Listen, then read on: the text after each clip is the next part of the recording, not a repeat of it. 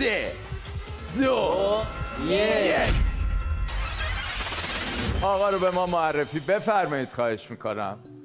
علیرضا خیابانی متولد 1377 اما میگه همه فکر میکنن متولد 74 اینا باشه. از بچه‌های خوب تبریزه و اونجا یه کافه داره که تصمیم داره امسال شعبه هاش رو زیاد کنه. میگه متاسفانه تک فرزنده و دوست داشته خواهر و برادر داشته باشه. چیزی که علیرضا رو ناراحت میکنه خیانته، اما باز حاضر طرف مقابلش رو اگه از دلش در بیاره ببخشه.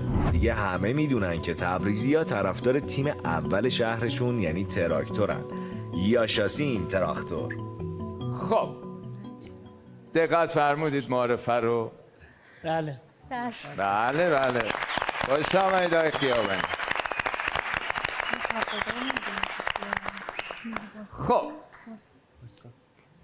بارفیکس یک دست، تالو، رکورد کباده، مربی مار، وزنه بردار. سرنخ‌ها رو ببینیم. سرنخ‌ها رو ببینیم. به نظرم دیگه شوخی نداره این مرحله. سختم شد. به افتخار آقای خیابانی عزیزمون بفرمایید خواهش میکنم. بفرمایید قربون قدم. 3 2 1 خودتو به ما نشون بده. درسته؟ وای رضا بله مربی مار داریم به افتخارشون.